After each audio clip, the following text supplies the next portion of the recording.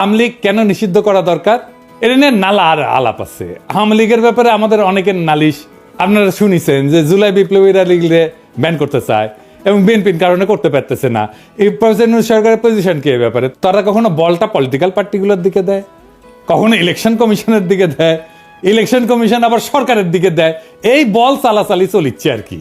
ওইদিকে দু একজন অ্যাডভাইজার আবার কইছে যে আওয়ামী লীগ একটা বিশাল ঐতিহ্যবাহী দল, এইটার তো অনেক কর্মী আছে। বিএনপিও আবার কয় এটার তো অনেক কর্মী, এদের কেমনে আমরা নিষিদ্ধ করব, আদর্শকে কেমনে নিষিদ্ধ করা যায়।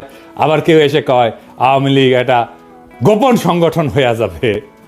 আবার আওয়ামী লীগের লেসপেন্সার ওই যে দিল্লি স্টার আর মতি আলো, এদের সাথে সরকারের এক অংশের আবার লতকালুতকি হয়। আওয়ামী লীগের প্রভু ভারতের সাথে আবার সরকার বিএনপির উথলা ওটা প্রেম আছে, দেখিচ্ছেন না রিপাবলিক ডেতে যে একেবারে ধস্তাধস্তি ঢলাঢলি দেখে বাঁচি না। আওয়ামী লীগ জামাতের নিষিদ্ধ করবো, জামাতের নিষিদ্ধ করবো কইতো না, এটা নিয়ে আলাপ দিত। জামাতের ব্যাপারে তার কমপ্লেনটা কি সেটা কইছে, কয় নাই।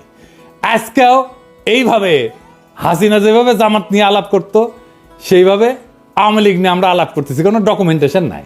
পলিটিক্যাল পার্টি হিসেবে ইনভেস্টিগেশন আমলনামা বানানো এবং সেই মোতাবেক বিচার করার দিকে হাসিনা যেমন জামাতের নিয়ে করে নাই, এখন হাসিনার ব্যাপারেও কেউ করছে না, না সরকার, না বিপ্লবীরা, না রাজনৈতিক দলেরা।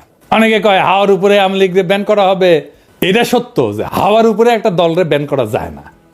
হাওয়ার উপরে ব্যান করা আর ওয়ারেন্ট ছাড়া গ্রেপ্তার করা আর আদালতে না পাঠায় হাজারাতে আটকায় রাখা একই জিনিস। লিগ্যাল প্রসেসে আওয়ামী লীগকে নিষিদ্ধ করা যায়, কিন্তু সেই লিগ্যাল প্রসেসে নিষিদ্ধ করার পথে কেউ হাঁটিচ্ছে না। তো তাই বলে কি আমরা আওয়ামী লীগকে নিষিদ্ধ করব না? অবশ্যই করব, তবে আমাদের দরকার একটা ক্লিয়ার কাট ডকুমেন্টেশন।